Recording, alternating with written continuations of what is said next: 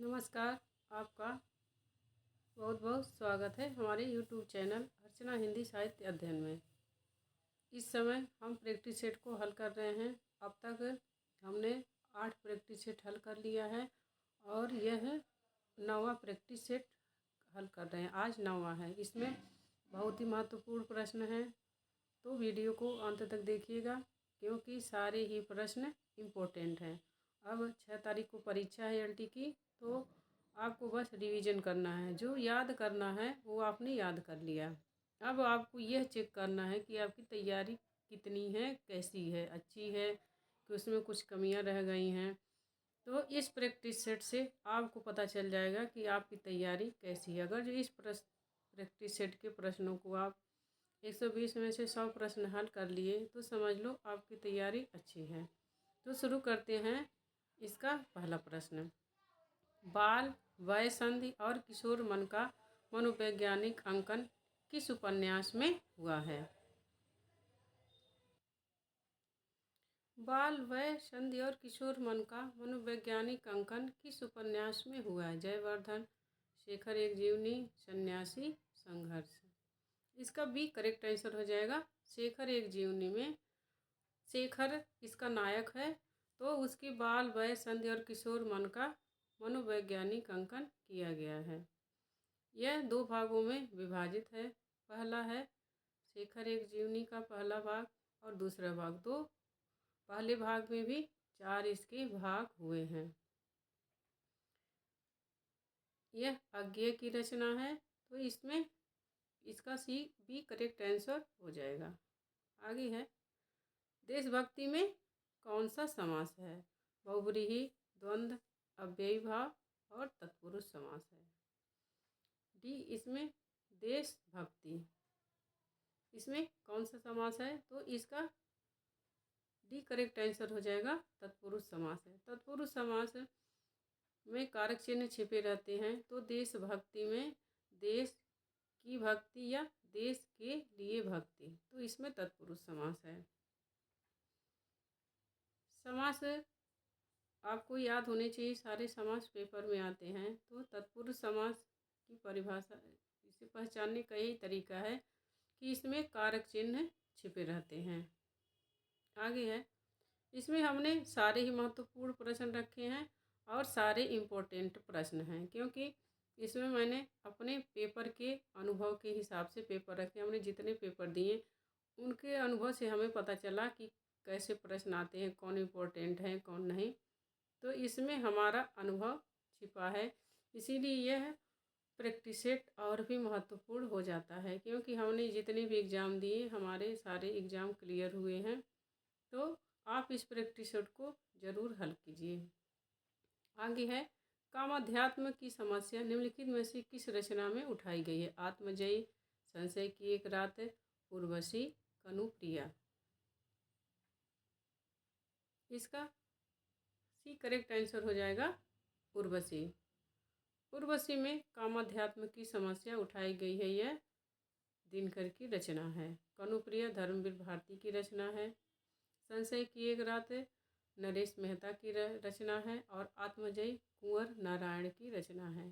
रचनाएं आपको याद होनी चाहिए सबकी। आगे है, कविता कौमुदी भाग 2 के रचनाकार हैं? राम नरेश त्रिपाठी, श्याम सुंदर दास, शिव सिंह सेंगर, रामचंद्र शुक्ल। तो इसका करेक्ट आंसर हो जाएगा ए। कविता कौमुदी के रचनाकार हैं राम नरेश त्रिपाठी।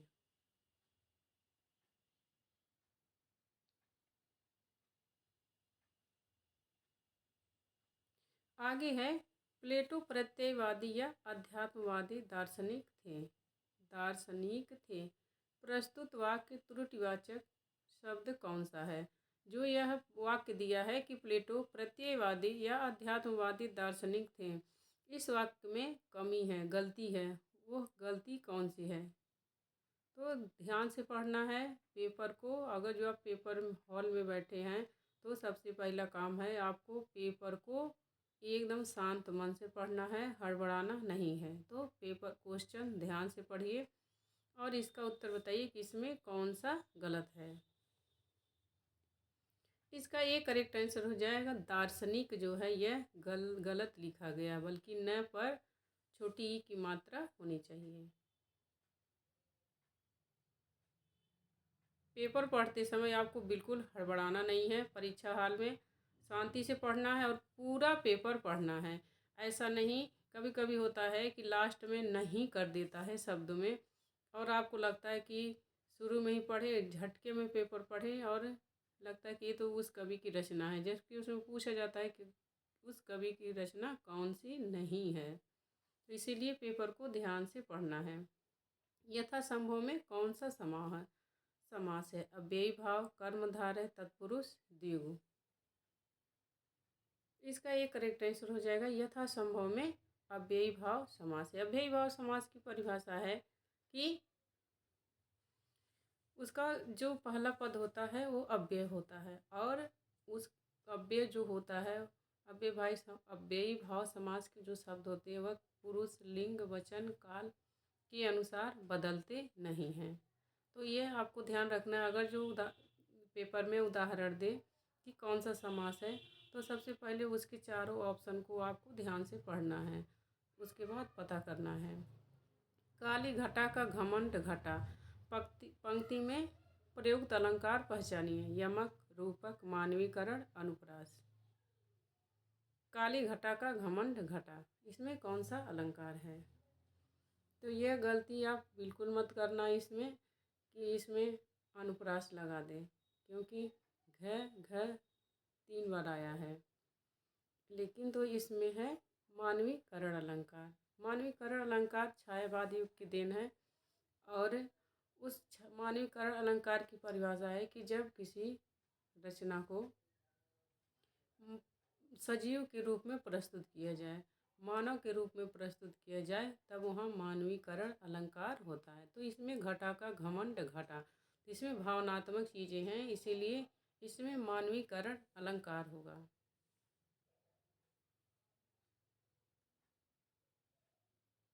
संधि संग्रहालय का सही संधि विच्छेद है सम धन ग्रह धन आलय, सम धन ग्रह धन आलय, सत धन ग्रह धन आलय।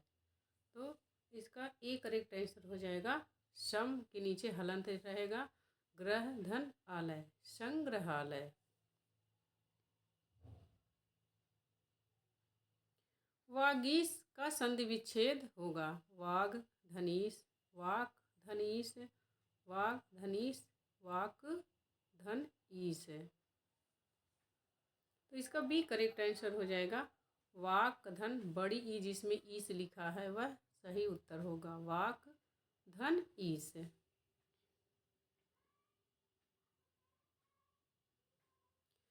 घाट घाट का पानी पीना लोकोक्ति का उपयुक्त अर्थ है। पेपर में, हिंदी के पेपर में व्याकरण भी बहुत पूछते हैं, तो संधि, समास, अलंकार, रस, छंद, ये सारी चीज़ें आपको याद होनी चाहिए। संधि बहुत आसान है, संधि बहुत कठिन नहीं है, 1-2 बार आप पढ़ेंगे तो जान जाएंगे। मैंने इसकी ट्रिक भी बना रखी है, शॉर्ट वीडियो में डाला है कि संधि पहचानने की ट्रिक। एक बार अगर जो आप उस ट्रिक को देखेंगे तो आपकी 2 संधि क्लियर हो जाएगी। अनेक क्षेत्रों का अनुभव, जीवन में स्थिरता का अभाव, दर दर भटकना, परोपकार के लिए यहाँ वहाँ घूमना। इसका ये करेक्ट आंसर हो जाएगा घाट घाट का पानी पीना लोकोक्ति का होता है, अनेक क्षेत्रों का अनुभव होना। भगवद गीता का संधि विच्छेद है भगवद प्लस गीता, भग प्लस वद प्लस गीता, भगवत प्लस गीता। तो इसमें से भगवद गीता का संधि विच्छेद आपको करना है, तो इसका सी करेक्ट आंसर हो जाएगा भगवत प्लस गीता, भगवत गीता। दुकुल का पर्यायवाची शब्द है वस्त्र, मखमल, किनारा, कमल। इसका ये करेक्ट आंसर हो जाएगा दुकुल का पर्यायवाची शब्द है वस्त्र। हिंदी भाषा और साहित्य का विकास पुस्तक के लेखक हिंदी भाषा और साहित्य का इतिहास पुस्तक के लेखक हैं ब्रज रत्न दास, हजारी प्रसाद द्विवेदी, आचार्य चतुर्सेन शास्त्री, गणेश प्रसाद द्विवेदी।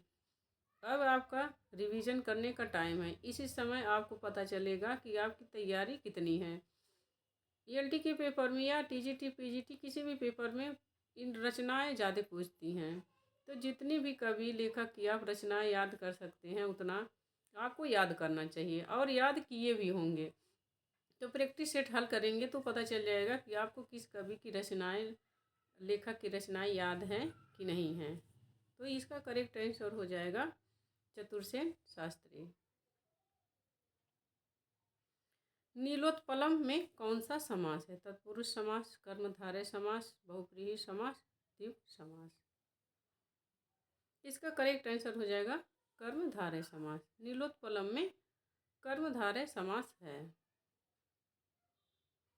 वन में लगने वाली आग मोस्ट इम्पोर्टेंट है, वाक्यांश के लिए एक शब्द। और यह वन में लगने वाली आग, ये जितनी भी आग हैं ये सारी इम्पोर्टेंट हैं। वन में लगने वाली आग वाक्यांश के लिए एक शब्द क्या है? वड़वाग्नि, दावाग्नि, जठराग्नि, बिरहाग्नि।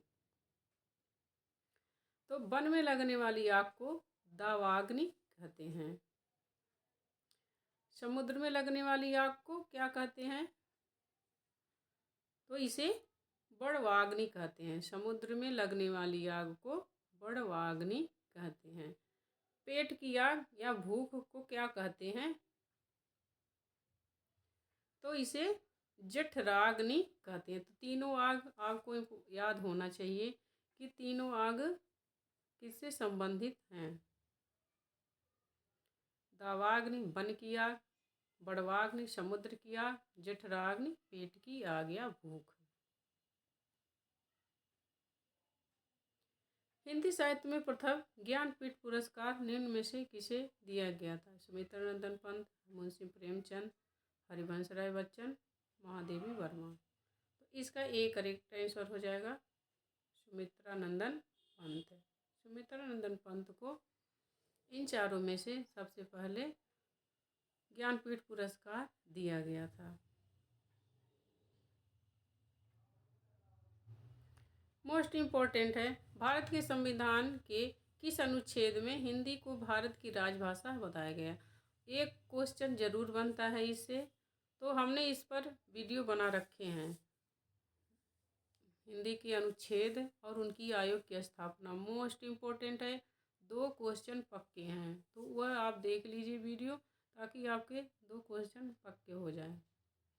अनुच्छेद 343, अनुच्छेद 272, अनुच्छेद 132, अनुच्छेद 13।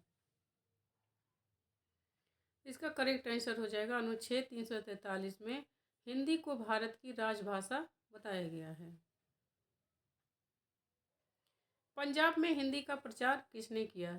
सदल मिश्र, श्रद्धाराम फिल्लौरी, लल्लूलाल, राजा राम मोहन राय। इसका करेक्ट आंसर हो जाएगा श्रद्धाराम फिल्लौरी ने पंजाब में हिंदी का प्रचार किया। 2 विपरीतार्थक शब्दों के बीच किस चिन्ह का प्रयोग होता है? योजक, विस्मयादि, अल्पविराम, अर्धविराम। इसका करेक्ट आंसर हो जाएगा योजक। 2 विपरीतार्थक शब्दों के बीच योजक चिन्ह का प्रयोग होता है। अति कटु वचन कहत कैकेयी, मानहु लोन जरे पर देई। इस पंक्ति में कौन सा अलंकार? श्लेष, विभावना, यमक, उत्प्रेक्षा। तो इसका डी करेक्ट आंसर हो जाएगा। इसमें उत्प्रेक्षा अलंकार है, जहाँ पर कवि कल्पना करता है। उत्प्रेक्षा अलंकार पहचानने का यही तरीका है कि जहाँ पर कवि कल्पना करता है वहाँ उत्प्रेक्षा अलंकार होता है, या उसके शब्द होते मनहु, जनहु, मन मानो, जन जानो। कि कवि कहता है कि ऐसे लगता है कि जैसे ये हो, तो यहाँ पर उत्प्रेक्षा अलंकार होगा, जहाँ कवि कल्पना करेगा। और मनहु जनहु, मानो मन मानो, जनु जानो, ये सब शब्द जहाँ पर आएंगे वहाँ पर उत्प्रेक्षा अलंकार होगा।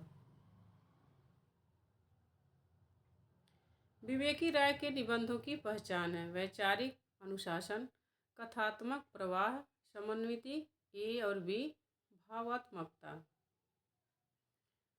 तो इसका सी करेक्ट आंसर हो जाएगा बेकी राय के निबंधों की पहचान है वैचारिक अनुशासन, कथात्मक प्रवाह, समन्वय।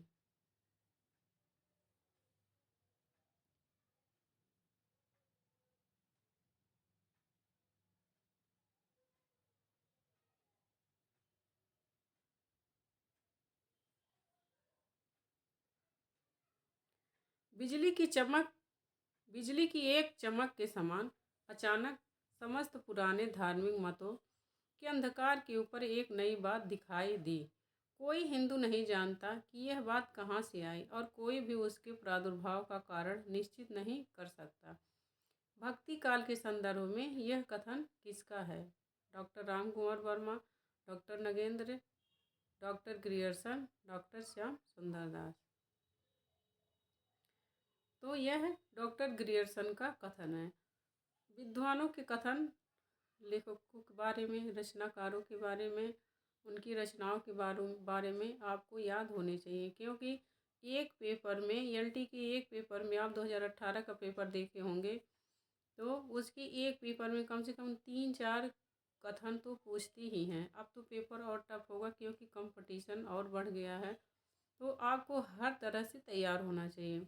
अगर जो आप मेरे चैनल पे जितने वीडियो हैं उतने देख लीजिए तो आपकी तैयारी बहुत ही बेहतर हो जाएगी, क्योंकि मैंने अपने परीक्षा के अनुभव से इसमें प्रश्न बनाए हैं।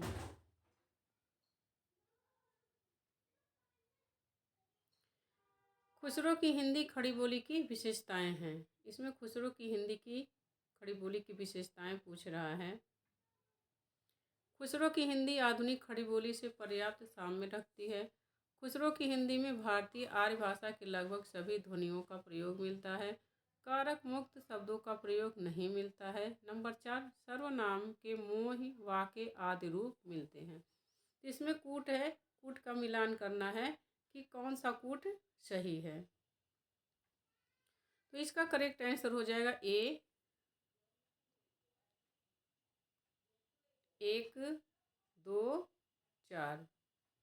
तीसरा नहीं है, 1, 2, 4 सही है।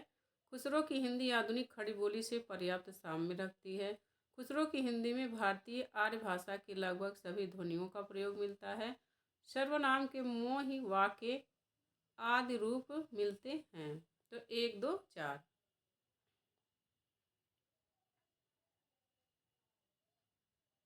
इसमें रूपवाद के विषय में सत्य कथन बोल रहा है। रूपवाद परंपरागत समीक्षा सिद्धांतों से हटकर भाषिक घटकों या इकाइयों से नई दीप्ति के समान साक्षात्कार कराता है।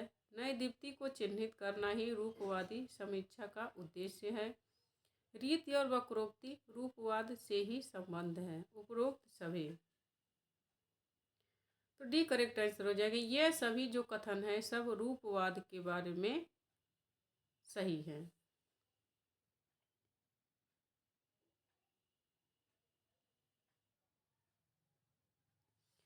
आधुनिकता के लक्षणों में कौन सा एक सही नहीं है? इसमें आधुनिकता के लक्षणों के बारे में पूछ रहा है कि 4 ऑप्शन में से कौन सा एक सही नहीं है। आधुनिकता एक सापेक्षिक अवधारणा है। आधुनिकता का मूल आधार मानवतावादी दृष्टि है। साहित्य की सभी विधाओं में आधुनिकता स्पष्ट दिखाई देती है। आधुनिकता विज्ञान और टेक्नोलॉजी के बगैर भी संभव है। आधुनिकता के बारे में उसके लक्षण के बारे में 4 कथन में से एक सही नहीं है। तो इसका डी करेक्ट आंसर हो जाएगा। आधुनिकता विज्ञान और टेक्नोलॉजी के बगैर भी संभव है, यह आधुनिकता के बारे में गलत है।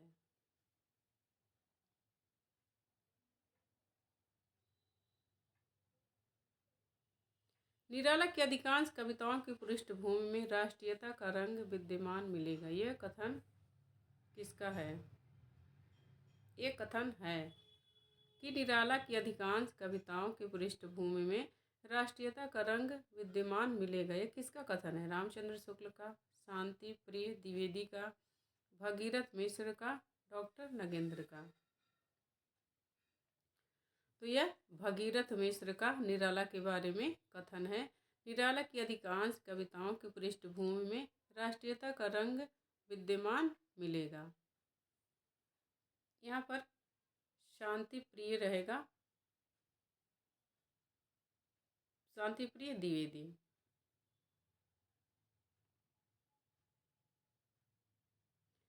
राम भक्ति मार्ग में दाम्पत्य मूलक उपासना को लेकर चलने वाली श्रृंगारी भावना के प्रवर्तक कौन थे? अग्रदास, नाभादास, प्रियादास, केशवदास। तो इसके प्रवर्तक थे अग्रदास। प्रियादास ने भी किया था, लेकिन प्रवर्तक पूछ रहा है तो इसका सही उत्तर है अग्रदास।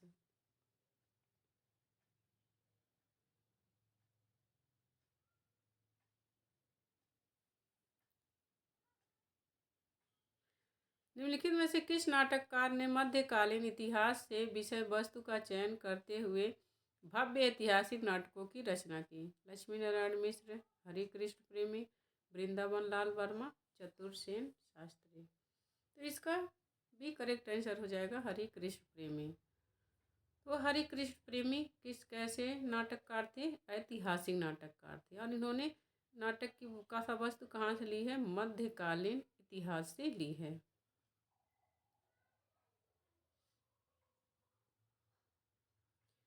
इसमें जन्म काल के अनुसार आलोचकों को मिलाना है कि उनका कौन सा जन्म है, कौन पहले है। तो इसको मैं ऐसे आपको एक उदाहरण के लिए यह रख दी हूँ। अगर रचना का जन्म क्रम पूछे या जो कवि लेखक हैं उनका जन्म क्रम पूछे, तो सबसे पहले आपको यह पता करना है कि कौन पहले हुआ था।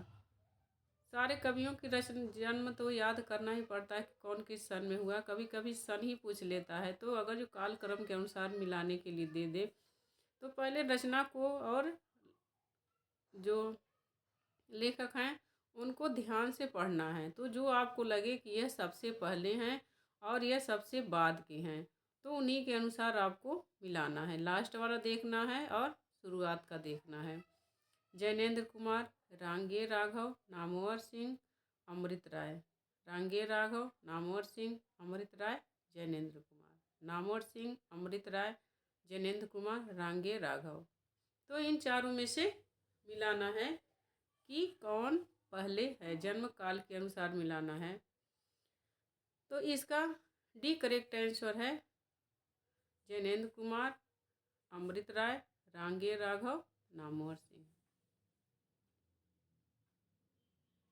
उपन्यासों के संबंध में कौन सा कथन सत्य है? आंचलिक उपन्यास का उद्देश्य अंचल विशेष की कथा प्रस्तुत करना है। आंचलिक उपन्यासों के लिखे जाने की परंपरा स्वतंत्रता के पश्चात शुरू हुई। महिला आंचल एक आंचलिक उपन्यास है। परती परिकथा रेणु का उपन्यास है। इसमें कूट में मिलाना है कि कौन सा कूट सही है। तो इसके चारों प्रश्न सही हैं। यहाँ पर आपको आंचलिक उपन्यास के बारे में 4 कथन पता हो जाते हैं। तो इसका जो 4 है ऑप्शन सही है, ये सभी। निम्न में से नंददास की नायिका भेद संबंधी रचनाएं हैं। भंवर गीत, विरह मंजरी, रास पंचाध्यायी, रस मंजरी। इसमें नंददास की जो रचना है वह कौन सी है जो नायिका भेद संबंधित है? तो इसमें आपको इस कूट का मिलान करना है। इसका करेक्ट आंसर है 2 और 4। 2, 4। विरह मंजरी, रस मंजरी, यह नायिका भेद संबंधी रचनाएं हैं।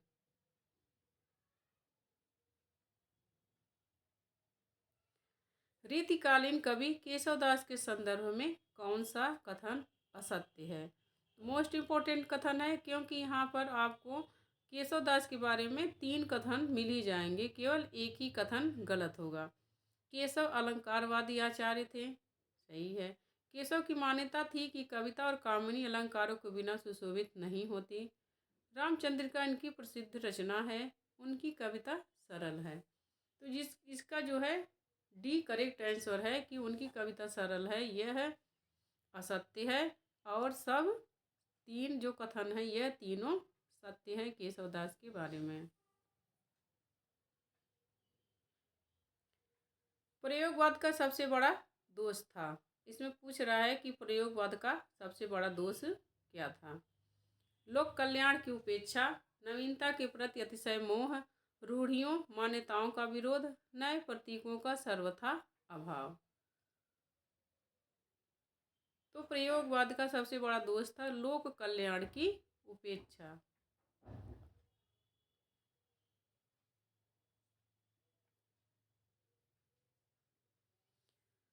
सिक्का बदल गया कहानी के संदर्भ में कौन सा कथन सही नहीं है?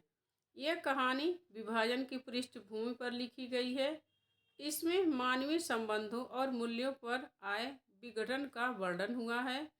कहानी में लोगों के स्वार्थपरक नीति तथा हृदयहीनता को दर्शाने का प्रयास किया गया है।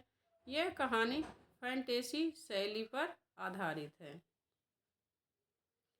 तो इसका डी करेक्ट आंसर है, यह कहानी फैंटेसी शैली पर आधारित है, यह असत्य कथन है। तो यहाँ पर सिक्का बदल गया कहानी के बारे में आपको 3 पॉइंट मिल गए कि यह कहानी विभाजन की पृष्ठभूमि पर लिखी गई है।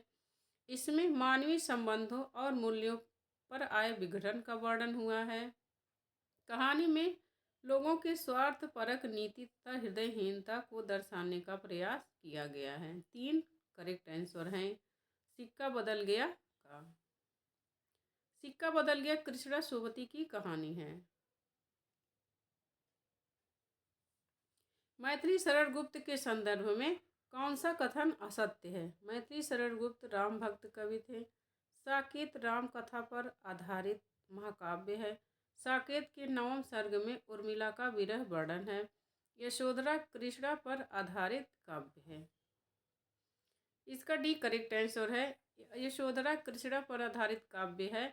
यह मैथिली शरण गुप्त के बारे में असत्य कथन है। नई कविता की विशेषता नहीं है। इसमें से 4 में से बताना है कौन सी नई कविता की विशेषता नहीं है। जीवन के प्रति आस्थावान होना, परंपरागत मान्यताओं का विरोध, नया सौंदर्य बोध, ईश्वर में आस्था और असंशय की स्थिति। नई कविता की विशेषता में यह नहीं है ईश्वर में आस्था और असंशय की स्थिति, यह गलत है। यह नई कविता की विशेषता नहीं है,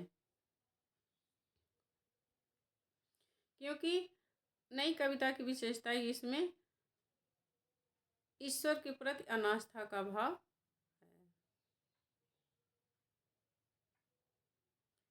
निम्नलिखित में से किसने अपनी आत्मकथा में राजनीतिक विचारों को प्रमुखता दी है? राहुल सांस्कृत्यायन, यशपाल, डॉक्टर राजेंद्र प्रसाद, रामदास मिश्र। तो इसका ये करेक्ट आंसर हो जाएगा राहुल सांस्कृत्यायन।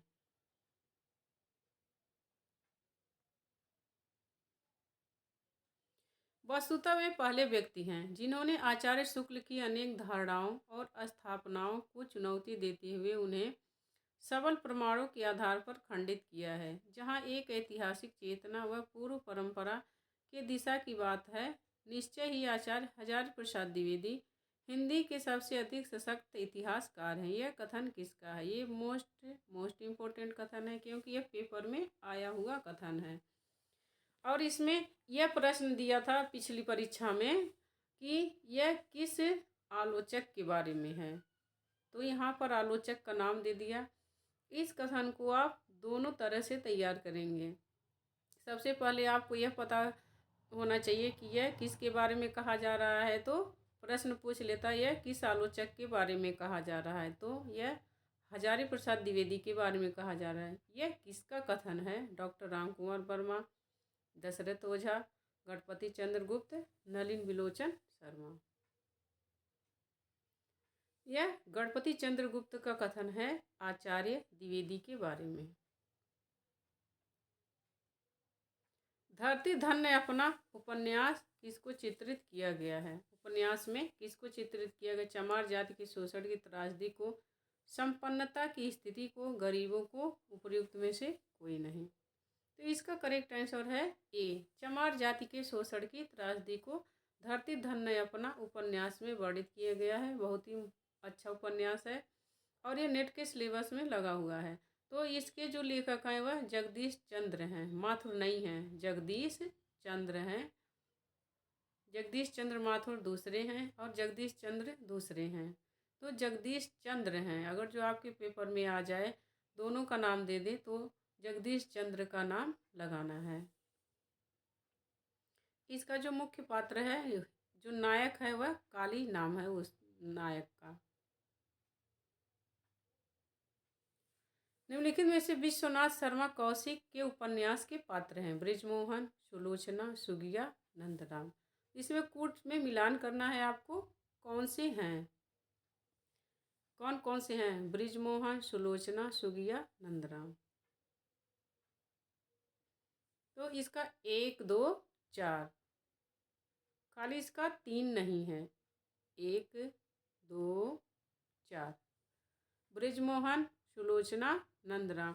जो महत्वपूर्ण उपन्यास हैं, आपको उनकी उपन्यासों की जो नायक हैं उनका नाम तो याद होना ही चाहिए।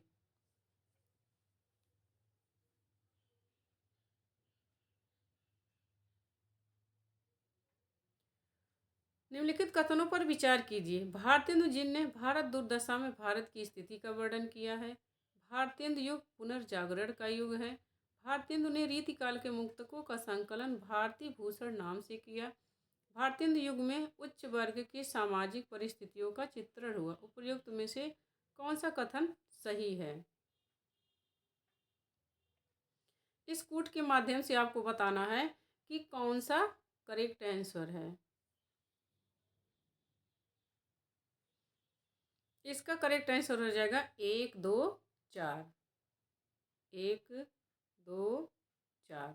इसका तीसरा जो है यह गलत है। भारतेंदु ने रीतिकाल के मुक्तकों का संकलन भारती भूषण नाम से किया, यह गलत है। और तीनों ऑप्शन सही हैं। ऐसे कथनों पर 3-4 कथनों का देने का मेरा यह इसमें उद्देश्य है कि आपको एक प्रश्न से 3 कथन तैयार हो जाएंगे, 3 चीज़ें पता हो जाएंगी। इसीलिए ऐसे कथन कूट वाले प्रश्न इसमें रखे गए हैं।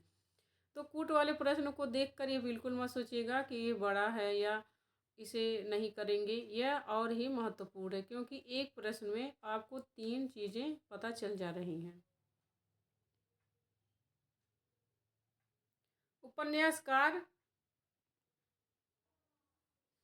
उपन्यासकार ने मेरीगंज गांव के संपूर्ण जीवन को अंकित करने के साथ साथ किसी समस्या को चित्रित किया है। सामाजिक समस्या, आर्थिक समस्या, व्यापारिक समस्या, महाजनी समस्या। जो मेरीगंज गांव है, इसमें उपन्यासकार ने कौन सी समस्या का चित्र अंकित किया है? तो बी करेक्ट आंसर हो जाएगा आर्थिक समस्या।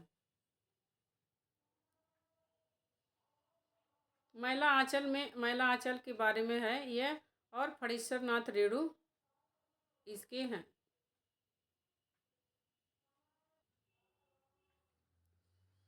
विद्यापति की काव्यगत विशेषताएं हैं। इन चारों में से बताना है कौन सी विद्यापति की काव्यगत विशेषताएं हैं। विद्यापति ने नायिका की वयः, संधि, सौंदर्य का अद्भुत वर्णन किया है। विद्यापति की पदावली में अर्थालंकारों की अपेक्षा शब्दालंकारों का कम प्रयोग किया गया है। विद्यापति ने पदावली में मुख्यतः वार्णिक छंदों का प्रयोग किया है। विद्यापति की पदावली में केवल शब्द शक्ति का अभिधा रूप देखने को मिलता है। इसमें विद्यापति की पदावली के बारे में करेक्ट आंसर कौन सा है? 1 और 2, 1 और 2 यह करेक्ट आंसर है और बाकी गलत है। इसमें नायिका की वयः संधि का वर्णन किया गया है और अर्थालंकारों की अपेक्षा शब्दालंकारों का प्रयोग कम किया गया, मतलब अर्थालंकार ज़्यादा मात्रा में प्रयोग किए हैं।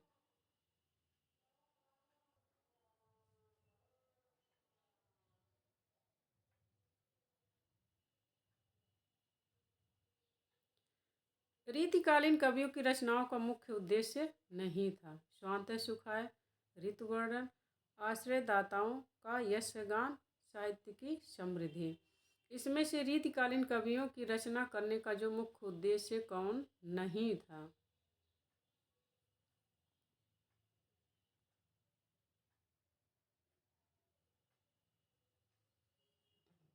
तो इसका सारा नहीं था, केवल एक करेक्ट आंसर है। इसका करेक्ट आंसर हो जाएगा एक दो चार, एक दो चार। चारों में से तीन रीतिकालीन कवियों की रचना का मुख्य उद्देश्य नहीं था। मुख्य उद्देश्य था आश्रयदाता राजाओं की प्रशंसा करना और अपनी वाक चातुर्यता को प्रकट करना। अलंकारवादी आचार्य थे। ब्रज भाषा को इसमें समृद्धि मिली थी। ये सब था।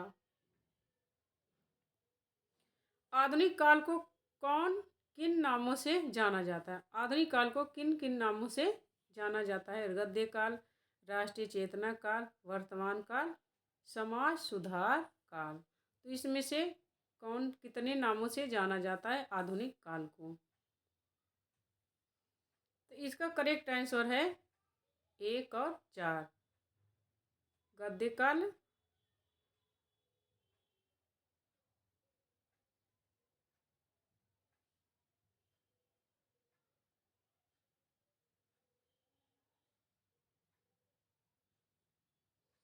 नहीं,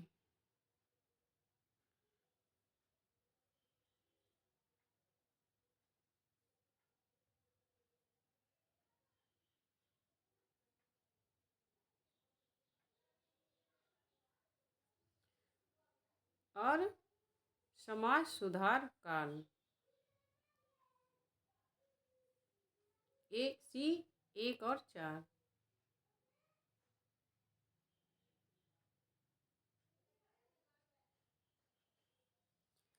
इस काल को कला काल नाम देना समीचीन ज्ञात होता है। रीति काव्य और श्रृंगार काव्य के साथ इस काल में इतनी अधिक प्रवृत्तियां, विचारधाराएं और ललित शिल्प की साधनाएं दृष्टिगत होती हैं कि उनमें कला का प्रांजल रूप अनायास ही दृष्टिगत होता है। यह कथन किसका है? रीतिकाल के बारे में यह कथन किसका है कि इस काल को कला काल नाम देना समीचीन ज्ञात होता है। रीति काव्य और श्रृंगार काव्य के साथ इस काल में इतनी अधिक प्रवृत्तियां, विचारधाराएं और ललित शिल्प की साधनाएं दृष्टिगत होती हैं कि उनमें कला का प्रांजल रूप अनायास ही दृष्टिगत होता है। यह किसका कथन है? डॉक्टर राम कुमार वर्मा, डॉक्टर नगेंद्र, विजय देव नारायण शाही, श्याम सुंदर दास। ये करेक्ट आंसर हो जाएगा डॉक्टर राम कुमार वर्मा। गोरखनाथ ने नाथ संप्रदाय को जिस आंदोलन का रूप दिया हुआ भारतीय मनोवृत्ति के सर्वथा अनुकूल सिद्ध हुआ, यह कथन किसका है? गोरखनाथ ने नाथ संप्रदाय को जिस आंदोलन का रूप दिया भारतीय मनोवृत्ति के सर्वथा अनुकूल सिद्ध हुआ, यह कथन किसका है? नलिन विलोचन शर्मा, गणपति चंद्र गुप्त, आचार्य रामचंद्र शुक्ल, डॉक्टर राम कुमार वर्मा।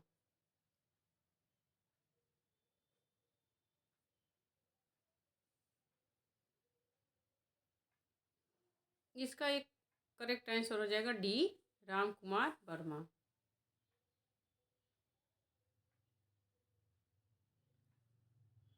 इसमें तुलसी और सूर की भक्ति में क्या अंतर है, यह पूछ रहा है।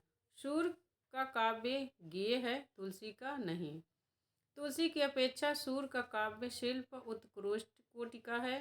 तुलसी के काव्य में भाव वैविध्य सबसे बड़ी विशेषता है, जबकि सूर के भाव में वात्सल्य भाव श्रेष्ठतम है। सूर की भक्ति सख्य भाव की है, जबकि तुलसी की भक्ति दास्य भाव की। तो इसका करेक्ट आंसर है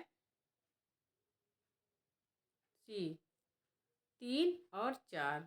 3 और 4 यह सही है। तुलसी और सूर में क्या अंतर है? यह 3 और 4 सही है। सी और डी, 3 और 4। लास्ट के 2 सही हैं। तुलसी के काव्य में भाव वैविध्य सबसे बड़ी विशेषता, जबकि सूरदास के काव्य में भाव वत्सलता, उन्होंने वात्सल्य रस को ज़्यादा महत्व दिया, इसी के कारण वो प्रसिद्ध भी हुए। सूरदास की भक्ति सखा भाव की है और तुलसीदास की भक्ति दास्य भाव की है।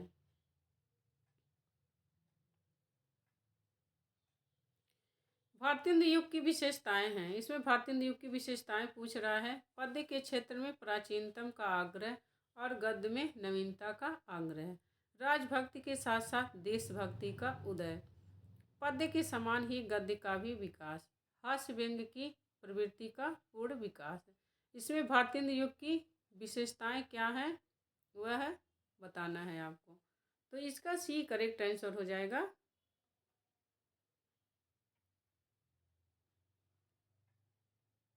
सी करेक्ट आंसर है 2, 3, 4। 2, 3, 4 यह भारतेंद्र युग के बारे में सही है। पद्य के क्षेत्र में प्राचीनतम का आग्रह और गद्य में नवीनता का आग्रह यह गलत है, बल्कि काव्य के क्षेत्र में भी अनेक परिवर्तन भारतेंद्र युग में हुए हैं। इसीलिए तो भारतेंद्र युग को पुनर्जागरण काल कहा जाता है या जागरण काल कहा जाता है। और द्विवेदी युग को कौन सा काल कहा जाता है? सुधार काल, जागरण, सुधार काल या सुधार काल कहा जाता है। निम्नलिखित में से जयशंकर प्रसाद के नाटकों के पात्र हैं। सकटार, मिहिरदेव, देवल, महंत। इसमें कूट के माध्यम से आपको मिलाना है कि कौन से पात्र जयशंकर प्रसाद के नाटकों के हैं। तो इसका करेक्ट आंसर हो जाएगा 1, 2, केवल 1, 2 ही हैं, मिहिरदेव और सकटार। यह जयशंकर प्रसाद के नाटकों के पात्र हैं। 1, 2।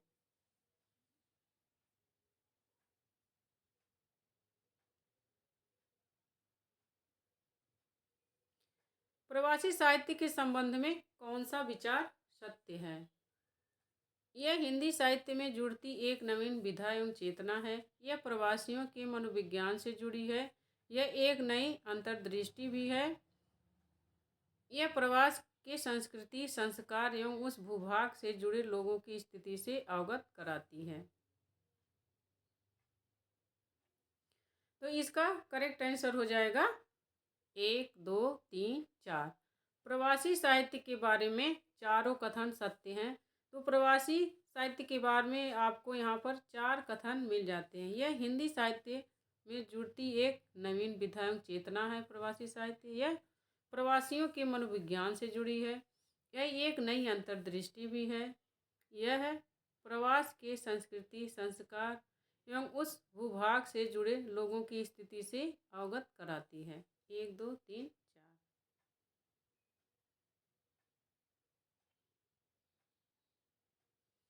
निम्नलिखित कथनों पर विचार कीजिए। शेखर एक जीवनी उपन्यास में स्वाधीनता पूर्व की परिस्थितियों का परिचय मिलता है।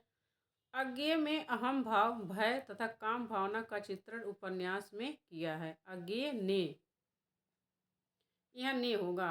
आप पढ़ते समय जैसा सुटेबल लगे अपने हिसाब से कर लेना, गलती हो जाती है प्रिंट लिखने में। अज्ञेय ने अहम भाव, भय तथा काम भावना का चित्रण उपन्यास में किया है। इस उपन्यास की भाषा संस्कृत निष्ठ तथा क्लिष्ट है। अज्ञेय इस उपन्यास में पात्रों की चरित्रांकन में कल्पना का सहारा लिया है। कथनों में से असत्य कथन कौन सा है?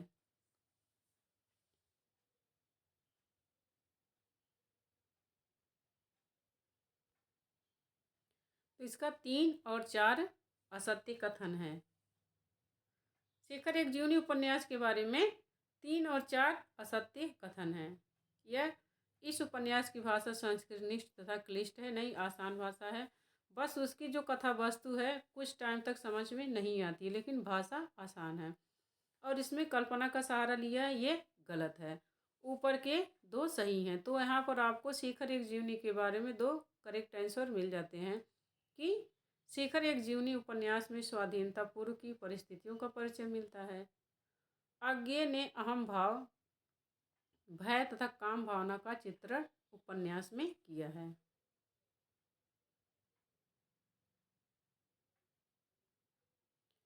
जैनेन्द्र द्वारा रचित निबंध संग्रह हैं। पूर्वोदय, श्रृंखला की कड़ियाँ, सोच विचार, प्रस्तुत प्रश्न।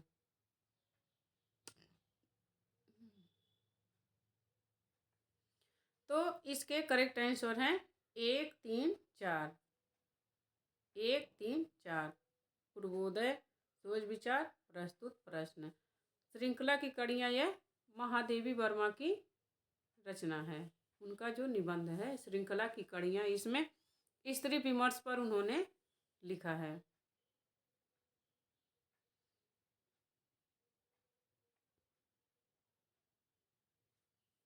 कोसी का घटवार कहानी में चित्रित है। लक्ष्मा की विवशता तथा आर्थिक कठिनाइयाँ, एकांकी जीवन का चित्रण, ग्रामीण अंचलों में फैले अंधविश्वास, सामाजिक चेतना। तो कोसी के घटवार कहानी में क्या वर्णित है? इसका करेक्ट आंसर हो जाएगा 1 2 3। 1 2 3। लक्ष्मा की विवशता, उसके पास आर्थिक कठिनाइयाँ रहती हैं, और एकांकी जीवन, दोनों, लक्ष्मा का पति मर जाता है और उसका जो गुसाई है वो भी अविवाहित रहता है। तो इसमें एकांकी जीवन का चित्रण किया गया है। ग्रामीण अंचलों में फैले अंधविश्वास का चित्रण है। 1 2 3 सही है। आंसू के कला पक्ष की विशेषताएं हैं। आंसू एक श्रेष्ठ गीति काव्य है। कवि ने सौंदर्य में अप्रस्तुत विधान का प्रयोग किया है। आंसू की रचना आनंद छंद में हुई है। आंसू भौतिक प्रेम की अभिव्यक्ति है। इसमें आंसू के कला पक्ष की विशेषताएं क्या हैं? इसका करेक्ट आंसर है 1 2 3।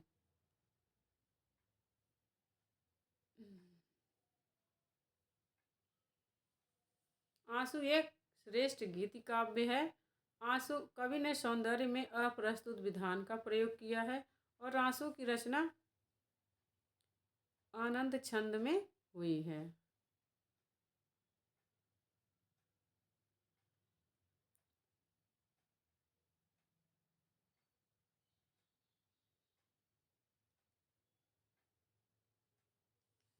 इसका जो सी है ये गलत आंसर है। आनंद, आंसू एक क्या है? विरह काव्य है। तो इसका करेक्ट आंसर हो जाएगा 1 और 2।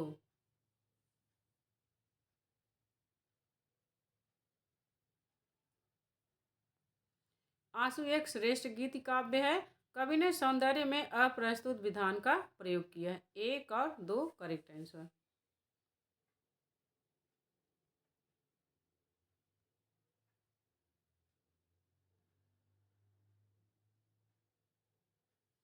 रीतिकाल का वह कौन सा कवि है जिसका लक्षण ग्रंथ लक्षणों के उदाहरण के लिए स्वीकार किया जाता है, यद्यपि उसने लक्षण ग्रंथ नहीं लिखा है? तो यह बिहारी है। बिहारी ने लक्षण ग्रंथ नहीं लिखा है, लेकिन उनके उदाहरण लक्षण ग्रंथों के लिए स्वीकार किए जाते हैं। बिहारी को संस्कृत, प्राकृत, अवधी आदि भाषाओं का ज्ञान था। मुख्यतः उन्होंने अपनी रचना सतसई में किस भाषा को अपनाया है? अवधी, खड़ी बोली, ब्रज भाषा, संस्कृत। तो यह बिहारी सतसई की भाषा ब्रज भाषा है।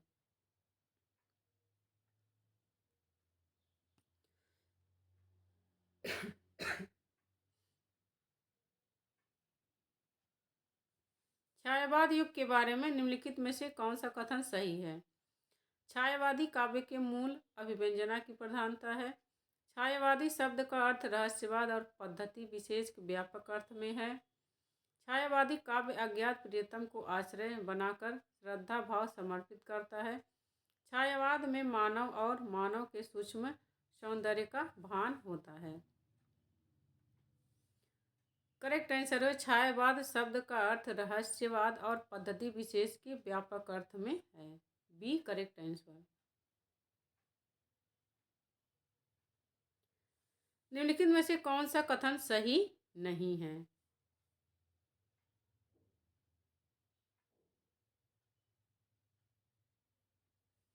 छायावाद का जन्म द्विवेदी युगीन काव्य की प्रतिक्रिया स्वरूप हुआ है।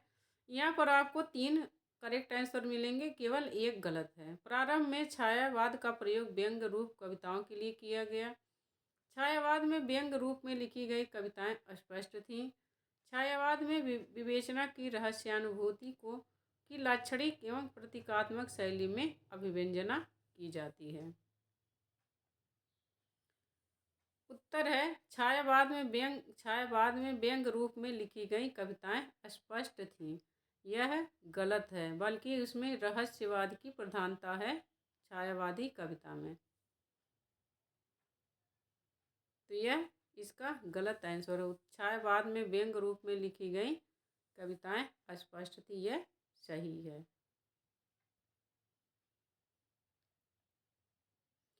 बिहारी ने अपने दोहों में सूक्ष्म बड़े विषय द्वारा गागर में सागर भर दिया है।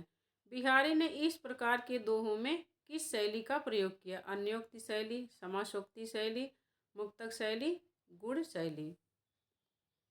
तो इसका बी करेक्ट आंसर हो जाएगा समासोक्ति शैली। बिहारी सतसई में समासोक्ति शैली है।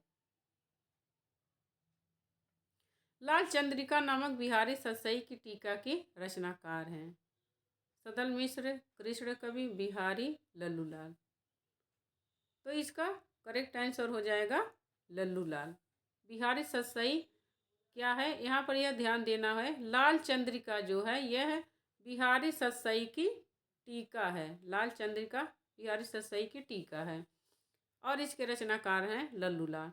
तो इसमें से ये भी प्रश्न पूछ सकता है कि लल्लूलाल की लाल चंद्रिका रचना क्या है? तो यह है बिहारी सतसई की टीका है।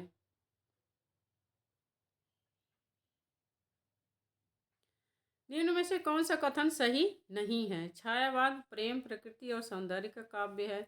इसमें शैली शिल्प की नवीनता है। इसमें रहस्यवाद एक मुख्य विशेषता है। इसमें शोषण का विरोध किया गया है। तो छायावाद के बारे में यह सही कथन नहीं है कि इसमें शोषण का विरोध किया गया है, यह गलत है। बल्कि प्रगतिवादी युग की प्रमुख विशेषता है शोषितों के प्रति सहानुभूति और शोषकों के प्रति सहानुभूति नहीं, उपेक्षा का भाव है शोषकों के प्रति, और शोषितों के प्रति सहानुभूति प्रगतिवादी युग की प्रमुख विशेषता है। छायावाद की समय सीमा 1936 मानी गई है, क्योंकि इसमें रीजन पूछ रहा है कि छायावाद की समय सीमा 1936 ही क्यों मानी गई, उसके आगे पीछे क्यों नहीं मानी गई। तो वर्ष 1936 के बाद छायावादी काव्य नहीं लिखा गया, यहाँ 1936 रहेगा।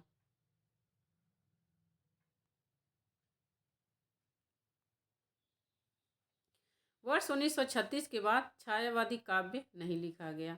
वर्ष 1936 में प्रगतिशील लेखक संघ की स्थापना हुई। छायावाद की अंतिम कृति कामायनी प्रकाशित हुई।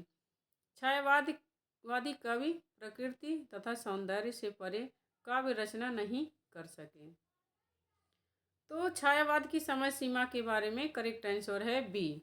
वर्ष 1936 में प्रगतिशील लेखक संघ की स्थापना होने के कारण छायावाद की समय सीमा 1918 से 1936 तक मानी जाती है। उसके बाद प्रगतिवादी युग शुरू हो जाता है। रीतिकाल के संबंध में कौन सा कथन सही नहीं है? तो यहाँ पर 3 चीज़ें आपको मिल जाएंगी। काव्य का मूल आधार श्रृंगारिकता है। कला वासना पूर्ति का माध्यम थी। काव्य दरबारी संस्कृति से प्रभावित रहा। कला में सामाजिक चेतना की प्रखर अभिव्यक्ति मिलती है। तो यह डी करेक्ट आंसर है। रीतिकालीन काव्य में यह आरोप लगाया जाता है कि रीतिकाल के जो कवि हैं वह समाज से उन्हें मतलब नहीं था। तो कला में सामाजिक चेतना की प्रखर अभिव्यक्ति मिलती है, यह रीतिकाल के बारे में गलत है।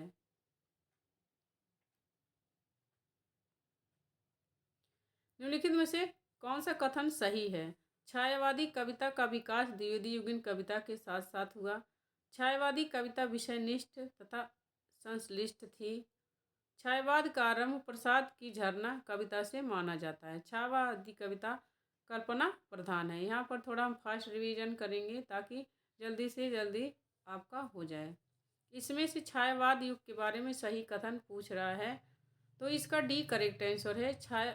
छायावादी सी करेक्ट आंसर है। छायावाद का आरंभ प्रसाद की झरना कविता से माना जाता है। इसमें एक ही सही आंसर है और सारे गलत हैं, तो सी करेक्ट आंसर है इसका।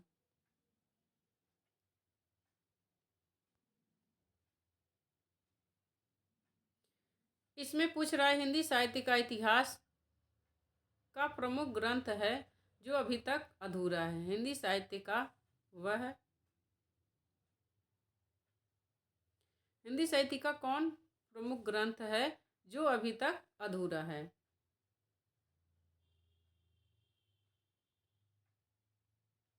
कौन प्रमुख ग्रंथ है जो अभी तक अधूरा है? हिंदी साहित्य का आलोचनात्मक इतिहास डॉक्टर राम कुमार वर्मा। हिंदी साहित्य का दूसरा इतिहास बच्चन सिंह। हिंदी साहित्य का समीक्षात्मक इतिहास प्रोफेसर वासुदेव सिंह। हिंद हिंद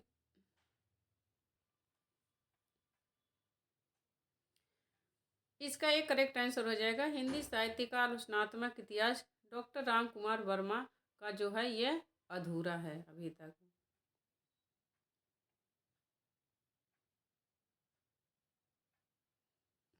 रेवा तट पर किस प्रकार की जीव बहुतायत पाए जाते हैं? विशालकाय सिंह और दीर्घकाय पक्षी, इरावत हाथी के समान बड़े दांतों वाले हाथी, बड़े बड़े सिंह वाले सिंगे, बारहसिंगे और कस्तूरी मृग, कबूतर, गौरैया, हंस, सरसाद। तो इसका करेक्ट आंसर हो जाएगा बी। रेवा तट पर ऐरावत हाथी के समान बड़े दांतों वाले हाथी पाए जाते हैं। अब रेवा तट के बारे में आप जान लो कि रेवा तट है क्या। तो यह पृथ्वीराज रासो जो पृथ्वीचंद बरदाई का महाकाव्य है उसके बारे में उसका एक सर्ग है रेवा तट। जो जो पृथ्वीराज रासो है यह पृथ्वीराज चंद बरदाई ने इसे समय में विभाजित किया है और इसमें कितने हैं 69 समय हैं। तो उन समय में से जो रेवा तट है यह उसी समय में से एक समय है। तो यह रेवा तट जो है पृथ्वीराज रासो से संबंधित है।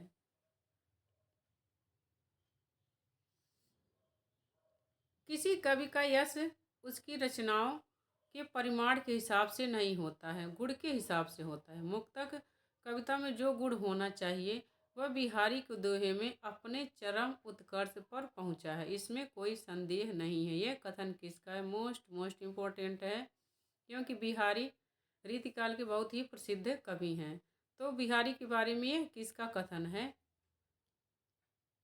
तो यह रामचंद्र शुक्ल का कथन है बिहारी के बारे में कि किसी कवि का यश उसकी रचनाओं के परिमाण के हिसाब से नहीं होता है, गुण के हिसाब से होता है।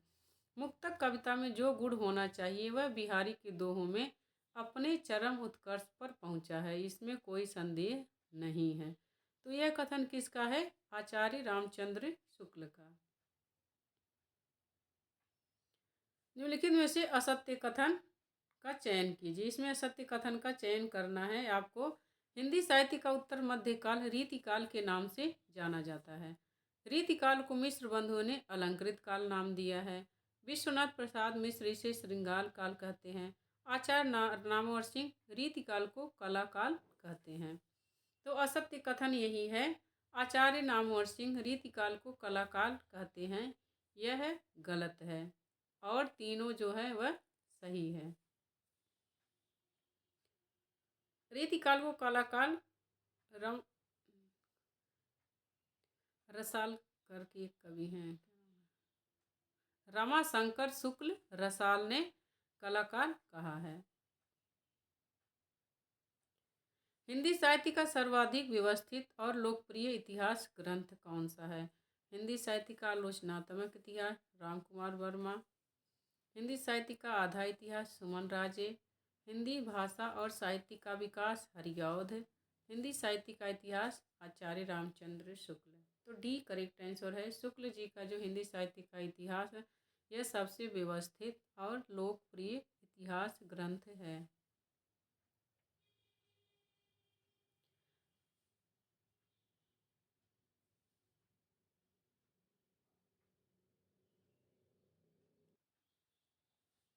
भारतेंदु मंडल के लेखकों की सर्व प्रमुख विशेषता रही है।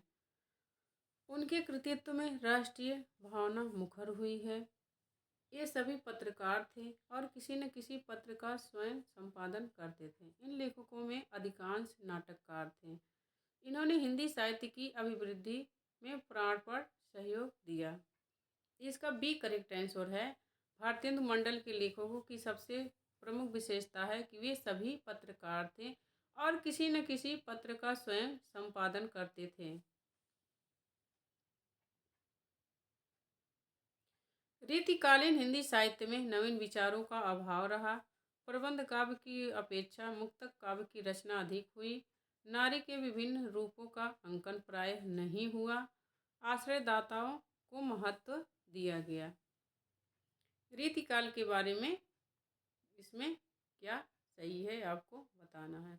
तो इसका 1, 2, 3, 4 सब सही हैं। रीतिकाल के बारे में चारों कथन सही हैं। नवीन विचारधाराओं का अभाव रहा। इसमें प्रबंध की अपेक्षा मुक्तक अधिक लिखे गए। नारी के विभिन्न रूपों का अंकन नहीं हुआ और आश्रयदाता राजाओं को महत्व दिया गया। चारों सही हैं। आचार्य शुक्ल ने किस साहित्य को सांप्रदायिक शिक्षा मात्र कहकर वीर गाथा काल में सम्मिलित नहीं किया था, किंतु हजारी प्रसाद द्विवेदी ने उसे आदिकाल में स्वीकार कर लिया था। जैन साहित्य, नाथ साहित्य, सिद्ध साहित्य, रासो साहित्य। तो इसका करेक्ट आंसर हो जाएगा 1, 2, 3। तीनों को उन्होंने केवल सांप्रदायिक शिक्षा मात्र कहकर स्थान नहीं दिया था। रासो काव्य को शुक्ल जी ने स्थान दिया था और इन तीनों को आचार्य हजारी प्रसाद ने अपने आदिकाल में स्थान दिया था। मुक्तिबोध की काव्यगत विशेषताएं हैं। मुक्तिबोध के काव्य में मार्क्सवादी विचारधारा का प्रभाव मिलता है। मुक्तिबोध अपनी फैंटेसी कविताओं के बारे में जाने जाते हैं। पीड़ा बोध का वर्णन उनके काव्य में अलग अलग रूप में मिलता है। नारी के प्रति दृष्टिकोण अधिकतर अश्लीलता तक पहुंच गया है। तो इसका करेक्ट आंसर हो जाएगा 1, 2, 3। 1, 2, 3 यह करेक्ट आंसर है। मुक्तिबोध के बारे में चौथा नहीं है।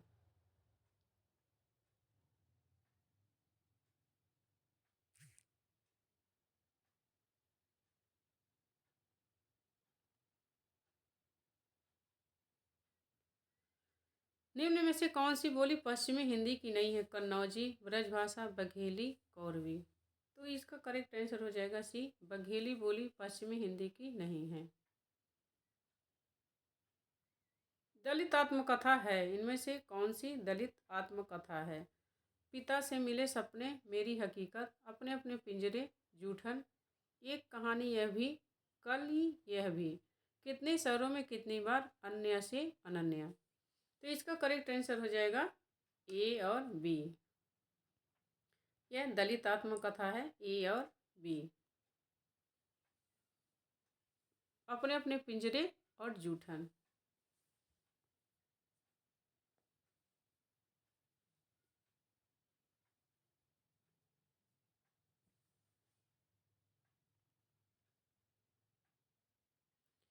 प्रयोगवाद का मुख्य लक्ष्य था नए नए उपकरणों का प्रयोग, भावुकता के स्थान पर बौद्धिकता की प्रतिष्ठा, काव्य में पूर्ण परंपरा का विरोध है, नई राहों का अन्वेषण। तो डी करेक्ट आंसर हो जाएगा। नई राहों का अन्वेषण प्रयोगवाद का मुख्य लक्ष्य है। निम्नलिखित में से कौन सा नाटककार समस्या प्रधान नाटकों के लिए प्रसिद्ध है?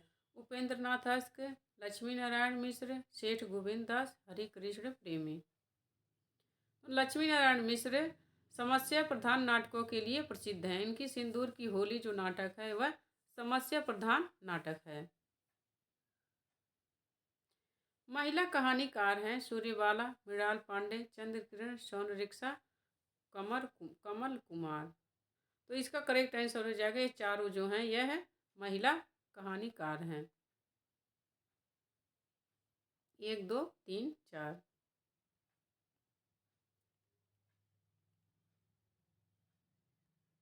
आगे है मुर्दहिया आत्मकथा किसकी है? ओम प्रकाश वाल्मीकि, तुलसीराम, राजेंद्र यादव, मोहन राकेश। तो मुर्दहिया मोस्ट इम्पोर्टेंट हो जाती है आत्मकथा, क्योंकि यह तुलसीराम की आत्मकथा है और यह एक दलित आत्मकथा है मुर्दहिया। तो इस मुर्दहिया तुलसीराम का है, जो आजमगढ़ के थे तुलसीराम। उन्होंने अपनी आत्मकथा 2 भागों में लिखी है। पहले का नाम है मुर्दहिया और दूसरे मुर्दहिया के दूसरे भाग का क्या नाम है? जुड़ान, उड़ान, अपने अपने पिंजरे, जूठन मणिकर्णिका। तो मुर्दैया के दूसरे भाग का नाम है मणिकर्णिका। आगे है राजा निर्वंशीय कहानी में है जगपति और चंदा का जीवन आर्थिक विषमता से त्रस्त है। आर्थिक कमजोरी में मनुष्य की मजबूरी का सशक्त चित्रण हुआ है। कर्ज का जहर जगपति और चंदा के दाम्पत्य सुख को नष्ट कर देता है। संतानहीन दंपति की सामाजिक और मानसिक पीड़ा की कहानी है। मोस्ट इम्पोर्टेंट है राजा निर्वंशीय, यह कमलेश्वर की कहानी है। इसमें दो कहानियाँ एक साथ चलती हैं, तो धार्मिक कहानियाँ और वर्तमान समय की कहानियाँ, इसके चारों सही कथन हैं। राजा निर्वंशीय कहानी के बारे में आपको यहाँ पर 4 इम्पोर्टेंट कथन मिल जाते हैं, तो चारों आप 1-2 बारी से पढ़ लीजिए ताकि पता चल जाए। पृथ्वीराज रासो के संदर्भ में यह कथन किसका है? भाषा की कसौटी पर यदि ग्रंथ को कसते हैं तो और भी निराश होना पड़ता है, क्योंकि वह बिल्कुल भी बेठिकाने हैं। विष्णुलाल पांड्या, मिश्र बंधु, कर्नल टाट, आचार्य रामचंद्र शुक्ल। तो यह शुक्ल जी का कथन है पृथ्वीराज रासो के बारे में। आपको पृथ्वीराज हिंदी का जो इसे पहला महाकाव्य स्वीकार किया गया पृथ्वीराज रासो को, तो इसके बारे में पता होना चाहिए। इसमें विद्वानों में मतभेद हैं। कुछ विद्वान इसे अप्रमाणिक मानते हैं, कुछ अर्ध प्रमाणिक मानते हैं और कुछ इसे प्रमाणिक मानते हैं। तो हमने इस पर वीडियो बना दिया है, वह एक बार आप ज़रूर पढ़ लेना, क्योंकि जो पृथ्वीराज रासो है यह हिंदी का प्रथम महाकाव्य है। तो यह क्वेश्चन जरूर पूछा जाता है कि कौन इसे अप्रमाणिक मानते हैं, कौन प्रमाणिक मानते हैं, कौन अर्ध प्रमाणिक मानते हैं। निम्नलिखित में से कौन से बाणभट्ट की आत्मकथा के उपन्यास के पात्र हैं? आप रचनाओं के नाम आपको ध्यान रखने चाहिए। जैसे बाणभट्ट की आत्मकथा उपन्यास है, इसमें आत्मकथा से कन्फ्यूजन नहीं होना है। बाणभट्ट की आत्मकथा उपन्यास है। और शेखर एक जीवनी भी उपन्यास है, उसमें जीवनी है, इसमें आत्मकथा है। तो यह ध्यान रखना कि शेखर एक जीवनी उपन्यास है, बाणभट्ट की आत्मकथा उपन्यास है। इसके पात्र हैं सुचरिता, महामाया, कृष्णवर्धन, चंद्रमणि। तो करेक्ट आंसर हो जाएगा 1, 2, 3। सुचरिता, महामाया, कृष्णवर्धन, यह तीनों इसके पात्र हैं। 1, 2, 3।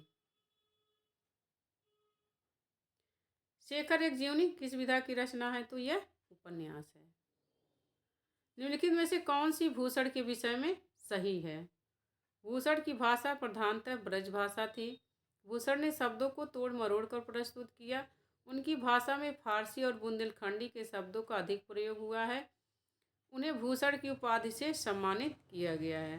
तो करेक्ट आंसर है इसका 1, 2, 3, 4। ये सारे जो कथन हैं भूषण के बारे में यह सब सही हैं।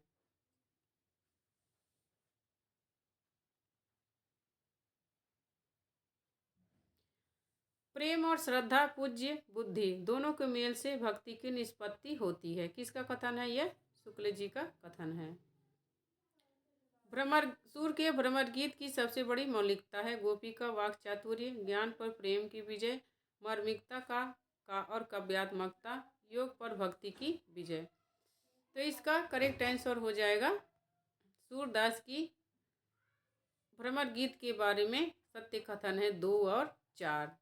2 और 4।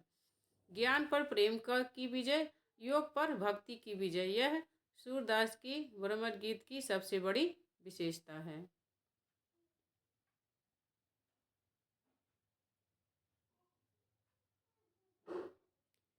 घनानंद की रचनाएं हैं वियोग वेल, नरसिंह जी का मायरा, इश्कलता, प्रेम सरोवर। इसका करेक्ट आंसर है 1 और 3। वियोग वेली और इश्कलता, यह घनानंद की रचनाएं हैं। निम्नलिखित में से शुक्ल जी ने किस कवि को साक्षात रसमूर्ति कहा है? मतिराम, बिहारी, घनानंद, देव। तो साक्षात रसमूर्ति कहा है घनानंद को। और शुक्ल जी का घनानंद के बारे में यह कथन है कि यह जमादानी का दावा करने वाले साक्षात रसमूर्ति के कवि हैं। निम्नलिखित कथनों पर विचार कीजिए। यह कुल 12 सर्गों में विभक्त है। यह नायिका प्रधान महाकाव्य है। मैथिली शरण गुप्त जी ने लिखा है। इसके केंद्र में राम है। साकेत के संदर्भ में कौन सा कथन सही नहीं है? तो इसका करेक्ट आंसर हो जाएगा डी। केवल इसका जो 4 है चौथा, यह सही नहीं है कि इसके केंद्र में राम है। साकेत के बारे में यह गलत कथन है और 3 सही कथन है। यह 12 सर्गों में विभक्त है। यह नायिका प्रधान महाकाव्य है और मैथिली शरण गुप्त जी ने लिखा है। इसके नायक नायिका उर्मिला और लक्ष्मण है। हरिशंकर परसाई द्वारा रचित निबंध संग्रह है। पगडंडियों का जमाना, शिकायत मुझे भी है, रस आखेटक, सदाचार का ताबीज। इसमें इसका करेक्ट आंसर हो जाएगा 1, 2, 4। पगडंडियों का जमाना, शिकायत मुझे भी है और सदाचार का ताबीज, यह हरिशंकर परसाई का निबंध संग्रह है।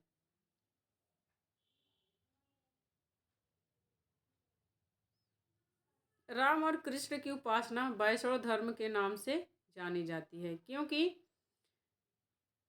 राम और कृष्ण दोनों के उपासक मूर्ति पूजा विश्वास करते हैं। राम और कृष्ण दोनों ही उपासना में लीला वर्णन की प्रमुखता है। राम और कृष्ण दोनों के उपासक में वर्ण आश्रम व्यवस्था को मानते हैं। राम और कृष्ण दोनों ही विष्णु के अवतार माने जाते हैं। डी करेक्ट आंसर है इसका कि राम और कृष्ण की उपासना करने वाले जो भक्त हैं उन्हें वैष्णव क्यों कहते हैं, क्योंकि राम और कृष्ण दोनों ही विष्णु के अवतार माने जाते हैं। रामधारी सिंह दिनकर की रचनाएं हैं रेणुका, इतिहास के आंसू, कामायनी, चक्रवात। इसमें मैंने कूट वाले प्रश्न ज़्यादा लिए हैं, इसलिए आपका टाइम कुछ ज़्यादा हो गया।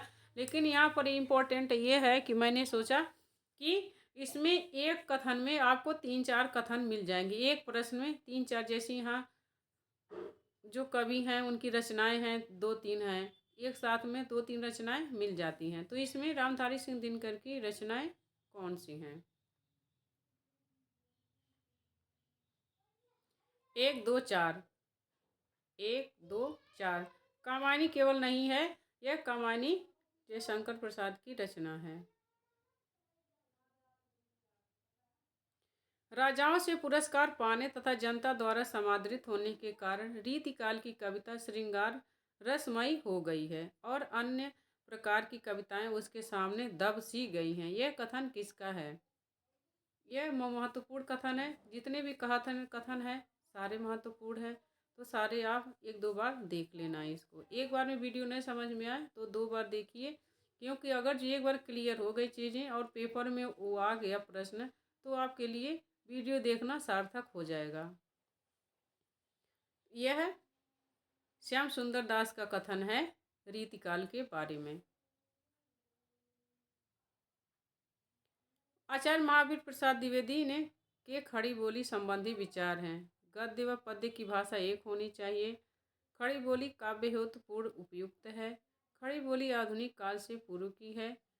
यह सभी प्रकार की रूढ़ियों से मुक्त है। तो भाषा संबंध खड़ी बोली संबंधी विचार महावीर प्रसाद द्विवेदी के कौन से हैं? 1 और 2। 1 और 2। गद्य पद्य की भाषा एक होनी चाहिए। खड़ी बोली काव्य हेतु पूर्ण उपयुक्त है। भक्ति के आंदोलन की जो लहर दक्षिण से आई, उसी ने उत्तर भारत की स्थिति के अनुरूप हिंदू मुसलमान दोनों के लिए एक समान भक्ति मार्ग की भावना कुछ लोगों में जगाई। ये कथन किसका है? हजारी प्रसाद द्विवेदी, रामचंद्र शुक्ल, विजय देव नारायण शाही, नंद दुलारी वाजपेयी। यह शुक्ल जी का कथन है। कविता कामिनी कांत भारतेंदु प्रज्ञेंदु साहित्य सुधाकर उपाधियों से सम्मानित कवि हैं। गया प्रसाद शुक्ल स्नेही, नाथुराम शर्मा शंकर, अयोध्या सिंह उपाध्याय हरिओं, सुमित्रा नंदन पंत। तो यह नाथुराम शर्मा शंकर की उपाधियां हैं। कामिनी कांत, भारतेंदु प्रज्ञेंदु, साहित्य सुधा का। नवजागरण यह शब्द बंध नया था, धारणा पुरानी थी। यह किसका विचार है कि नवजागरण का जो शब्द है यह शब्द बंध नया था लेकिन धारणा पुरानी थी। महावीर प्रसाद द्विवेदी, रामविलास शर्मा, भारतेंदु हरिश्चंद्र, बालकृष्ण भट्ट। यह जो है रामविलास शर्मा का कथन है, यह उनका विचार है। तमस उपन्यास की कथा वस्तु किस पर आधारित है? तो इसका बी करेक्ट आंसर हो जाएगी, पंजाब में हुए भयानक सांप्रदायिक दंगों पर आधारित है। नई कविता प्रथम बार समस्त जीवन को व्यक्ति या समाज इस प्रकार के तंग विभाजनों के आधार पर न मापकर मूल्यों की सापेक्ष स्थिति में व्यक्ति और समाज दोनों को मापने का प्रयास कर रही है। ये कथन किसका है? नगेंद्र का, नलिन बिलोचन शर्मा का, धर्मवीर भारती का, रामविलास शर्मा का। नई कविता के बारे में मोस्ट इम्पोर्टेंट जितने भी कथन हैं सारे इम्पोर्टेंट हैं, तो इसे एक दो बार इन कथनों को आप जरूर लिख लेना, अब या तो एक दो बार देख लेना, क्योंकि सारे कथन इम्पोर्टेंट हैं।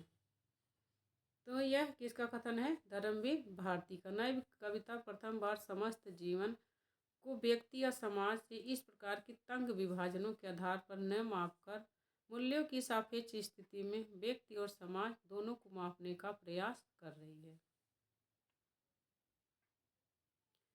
उर्दू का जन्म दिल्ली और आगरा में नहीं बल्कि दक्षिण भारत में हुआ, इस कथन से सहमति कौन रखते हैं? यह राहुल सांस्कृत्यायन का कथन है। राहुल सांस्कृत्यायन का कथन है। राम की शक्ति पूजा काव्य की प्रमुख विशेषता नहीं है।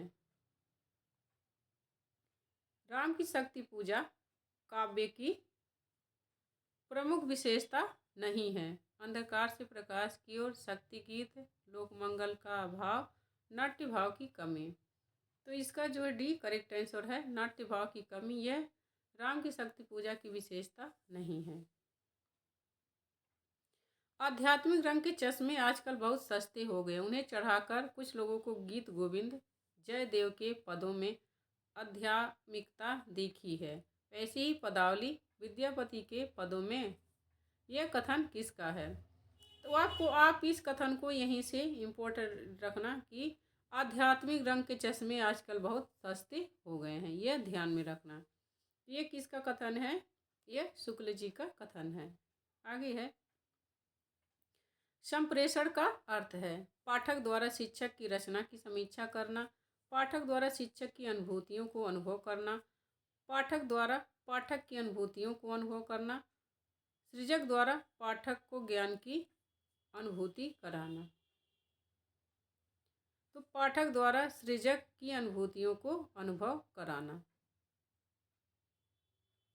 यहाँ जहाँ जितने भी जगह शिक्षक है यहाँ पर शिक्षक नहीं रहेंगे, सृजक शब्द रहेगा। तो आप इसको सुधार कर लेना, पाठक द्वारा शिक्षक सृजक रहेगा, जो सृजक शब्द है शिक्षक की जगह सृजक रहेगा। तो इसका भी करेक्ट आंसर है पाठक द्वारा सृजक की अनुभूतियों को अनुभव करना, बी करेक्ट है। शिक्षक की जगह आप सृजक कर लेना।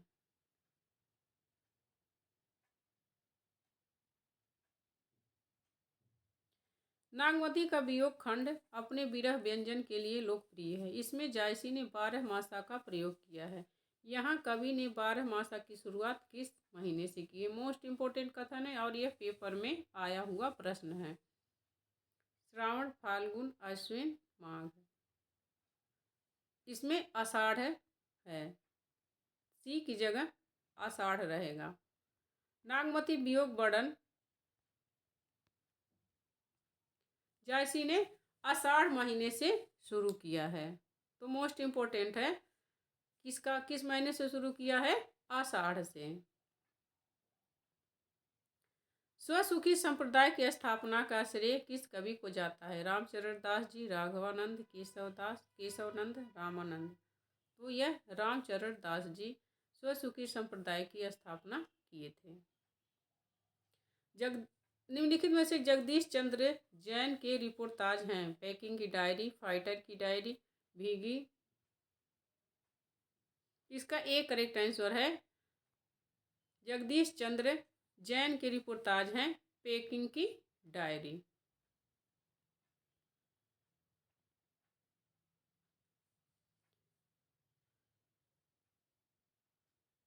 पंत और प्रसाद की प्रकृति चित्रण का सबसे बड़ा अंतर है। पंत ने आलंबन रूप में प्राकृतिक चित्रण किया है।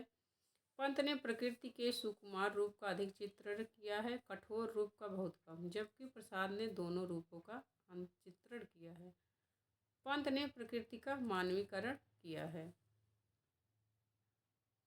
इसका करेक्ट आंसर हो जाएगा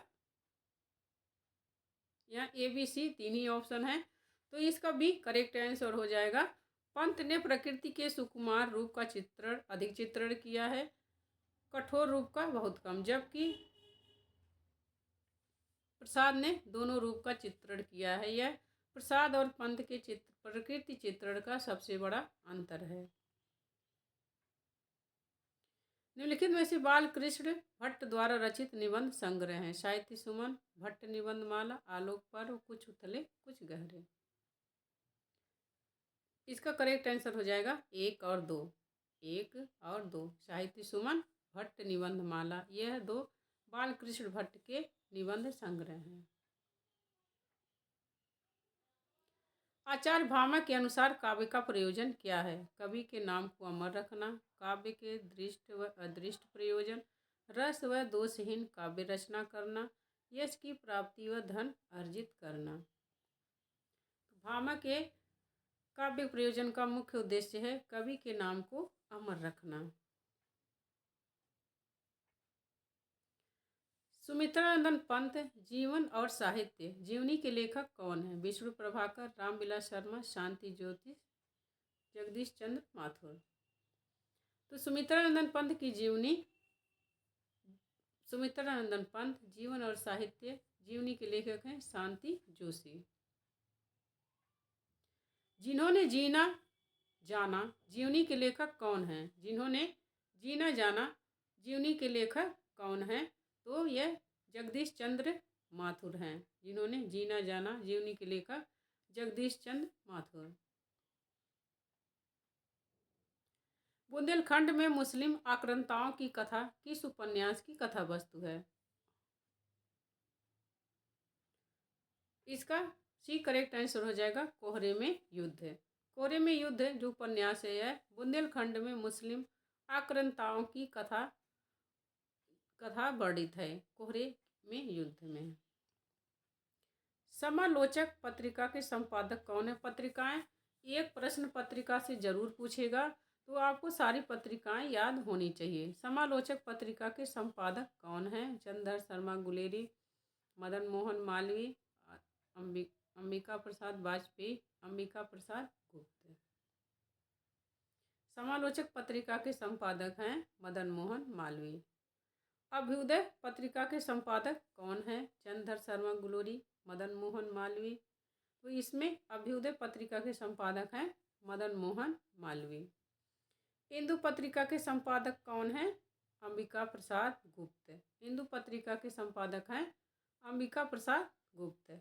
मर्यादा पत्रिका के संपादक कौन है? चंद्रधर शर्मा गुलेरी, मदन मोहन मालवीय, अंबिका प्रसाद वाजपेयी, कृष्णकांत मालवीय।